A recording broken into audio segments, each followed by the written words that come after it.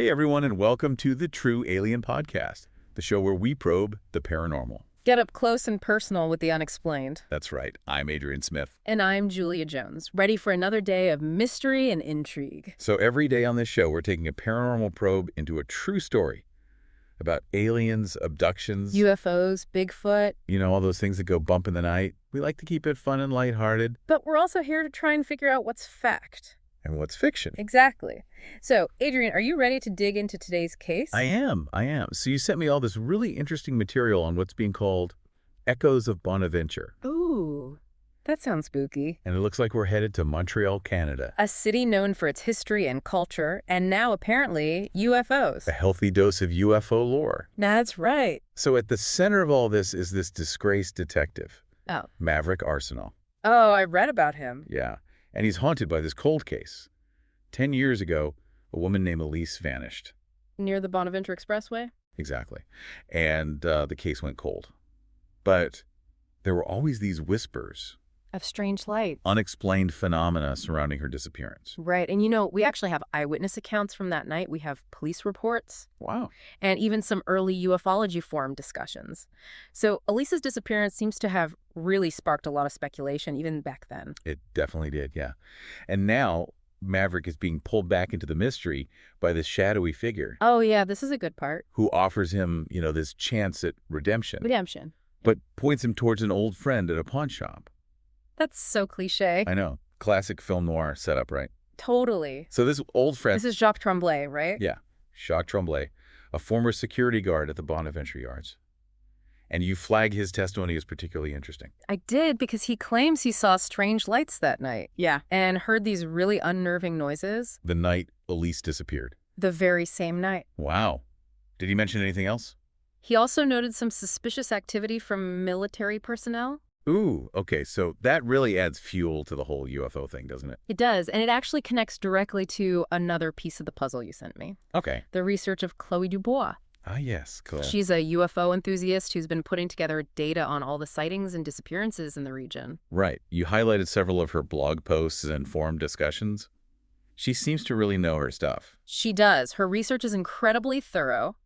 And get this, she's identified several hotspots, areas with a high concentration of UFO activity. Like on a map? Yeah.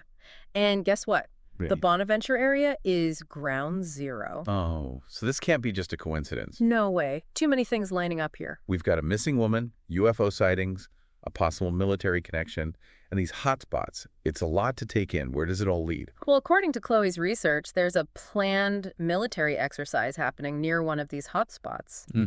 And she got this information from a contact she has within the military. Wow. Which is raising some serious questions about a possible cover-up. A cover-up. Now things are getting really interesting. Right. It's like the military, UFOs, a missing woman. It's giving me X-Files vibes. I know. And don't forget, this is where Maverick's friend Bear enters the picture. Oh, yeah, Bear. He's an eccentric mechanic. He is. Who provides Maverick with this, souped-up van for their investigation. Looks like they're taking matters into their own hands. I love it. Me too.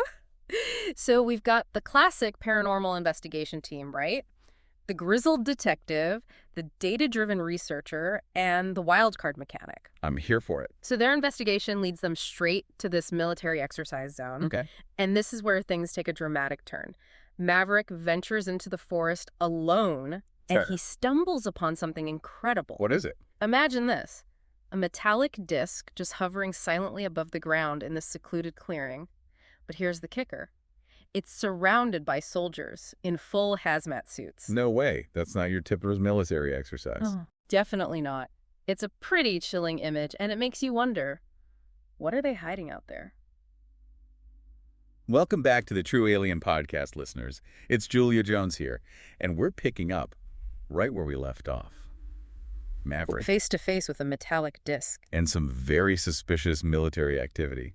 It's really amazing to me how these stories often start with a simple missing persons case and then spiral into something much bigger. Yeah, it's true. Do you think that's a common thread in ufology? Absolutely. It's like pulling a thread on a sweater. The more you tug, the more unravels. That's a good way to put it. So in this case, Maverick starts with Elise's disappearance. Right. But now he's potentially stumbled onto like a whole government cover-up. Right. Which brings us back to the importance of Chloe Dubois' research. Her analysis of UFO sightings and those hotspots she's identified. Exactly. Now, I was looking through her notes earlier, and you had highlighted a section where she talks about electromagnetic anomalies. Often being present near these hotspots. Mm-hmm. Is that something you've come across in your research? It is. There's this long-standing theory in ufology that these electromagnetic disturbances could be connected to UFO propulsion systems or even interdimensional travel. Interdimensional travel. Now that's getting into some seriously fringe territory. It is, but remember, we're here to explore all the possibilities. And who knows, maybe there's more to these theories than meets the eye. You're right.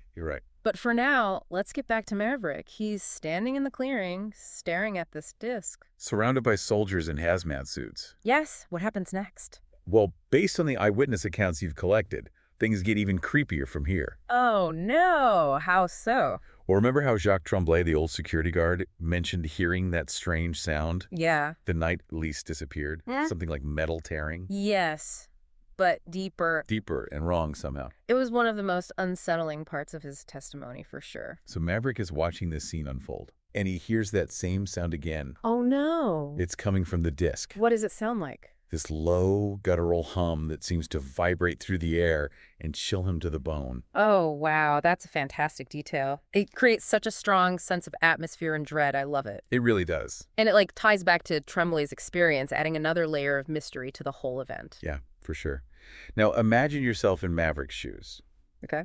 You're facing a potential UFO, surrounded by the military, and this unnerving sound is filling the air. What would you do? Honestly, I'd probably be frozen in fear, like a deer in headlights. Right. But Maverick, being the determined detective he is, seems to be drawn towards the unknown. Yeah, he is. Yeah. And just when he thinks he might actually make a run for it, something incredible happens. What? One of the soldiers in a hazmat suit turns towards him. Oh. No, it's too far away to see any details. Okay. But their eyes meet through the visor. Okay. Maverick swears he sees. What? What does he see? Recognition. Recognition. Like the soldier knows him. That's the impression he gets. Just a fleeting glance. Wow. But it's enough to shake him to his core. Yeah, I bet. Before he can even process what just happened, the soldier turns back towards the disc and motions towards it. Okay. The humming sound intensifies, and a section of the disc begins to glow. Oh, wow. Like a door is about to open. So it sounds like Maverick's about to step into the unknown. Right. But what about Chloe and Bear? Are they still back at the van? They are, Okay. and they're starting to get worried. They haven't heard from Maverick in a while, and they know something's not right. Yeah. But before they can do anything, they see a bright light coming from the forest. Oh, no. It's the glow from the disc, and it's getting closer. So the disc is moving towards them. It is. Did they try to escape? They do, but it's too late. Oh, no. The disc descends rapidly, Oh. hovering just above the van. Oh, my God. The humming sound is deafening now, and the light is blinding. Wow. Chloe and Bear cower inside, not knowing what to expect. This is like a classic UFO abduction scenario. It is. I can't believe they're about to be taken aboard a spaceship. Well, it certainly seems that way, but just as the tension reaches its peak, Yeah. the light fades and the humming stops. Mm-hmm. Chloe and Bear cautiously open the van doors and peek outside. What do they see? The disc is gone. Gone. Just like that. It's gone. What about Maverick? Yeah, is he still inside? We don't know. He's vanished without a trace, Oh, my God. leaving Chloe and Bear stranded in the middle of the woods with more questions than answers. Wow, this is quite a cliffhanger. What happened to Maverick? Yeah, Did he willingly go inside the disc, or was he abducted? they don't know. And what about that strange connection he felt with the soldier in the hazmat suit? So many questions. We'll delve into all those questions and more as we continue our paranormal probe into the echoes of Bonaventure. That's right. Don't go anywhere, listeners. We'll be back soon with the final part of this incredible story. Welcome back to the True Alien Podcast. We're about to reach the climax of our paranormal probe into the echoes of Bonaventure. So, Julia, just to recap, remind us where we left off. It was a real cliffhanger last time. Oh, it was. Maverick had vanished after that metallic disc appeared and left Chloe and Bear stranded in the woods, just bewildered. Right. And we're left wondering what happened to him. Did he step inside the disc willingly? Yeah. Or was he taken? It's the question that's been haunting me. It is a good question. Well, based on the messages Maverick managed to get to Chloe and Bear before the connection was cut off, it seems that he did go inside. He did. Wow. Talk about a leap of faith. What was he thinking? Well, from what we can gather, it seems Maverick was driven by curiosity and a deep need for answers. Remember, this case had haunted him for 10 years. Right. He was desperate to find out what happened to Elise, and he must felt like this was his only chance to get the truth. Yeah, that makes sense. But what about the soldier in the hazmat suit? That moment of recognition Maverick described. Yeah. What do you make of that? It's a very interesting detail, isn't it? It suggests a level of premeditation and maybe even a connection between the military and whoever or whatever is piloting that disc. Okay, now my mind is racing. Conspiracy theories are everywhere in ufology, but this is starting to feel a lot more concrete, more deliberate. It does. Raises a lot more questions than it answers. But for now, let's focus on Maverick's experience inside the disc. He managed to send Chloe a few garbled audio recordings, and you've done some incredible work cleaning them up. I tried my best. What do they reveal? The recordings are short and distorted, but they paint a very strange picture. Maverick describes being in this large circular chamber. The walls are metallic with this pulsating glow, and the air is thick with an eerie silence. That's so different from those flashing lights and all the control panels you expect in a typical UFO. I know, right? It's more like something out of a surreal dream than a science fiction movie. That's so strange. And what about the occupants? Did Maverick encounter any extraterrestrial beings? That's the most puzzling part. In one of the recordings, he mentions seeing a woman lying on a platform in the center of the chamber. She was young, dressed in white, and appeared to be sleeping peacefully. A woman? Could it be Elise? Maverick initially thought so, but in a later recording, he clarifies that she's far too young to be Elise. It's like she's a doppelganger, a younger version of the missing woman. Wow. That's incredible. Adds a whole new layer of complexity to this mystery. It does. It makes me wonder about the nature of time, parallel universes, even reincarnation. It's wild. You and me both, Julia. Before the connection was completely severed, Maverick managed to send one final message. It was short, almost whispered, but it sent chills down my spine. Oh. What'd he say? He said the key. It's all about the key. The key. What key? We don't know. That's all he said. And then silence. We haven't heard from him since. So we're left with more questions than answers. Who is this mysterious woman in the disc? What is the key and what does it unlock? And what does any of this have to do with Elise's disappearance? It's a puzzle wrapped in an enigma. But isn't that what makes these paranormal probes so fascinating? The mystery. The unknown.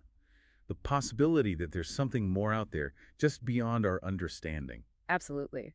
And while we may never have all the answers, it's the search itself that keeps us coming back for more. Who knows what other secrets are hidden in the echoes of Bonaventure? Great question. And that's it for this episode of the True Alien Podcast. Thanks for joining us. If you enjoyed this paranormal probe, don't forget to rate and follow the show for more true alien stories. Until next time, keep looking up and keep an open mind.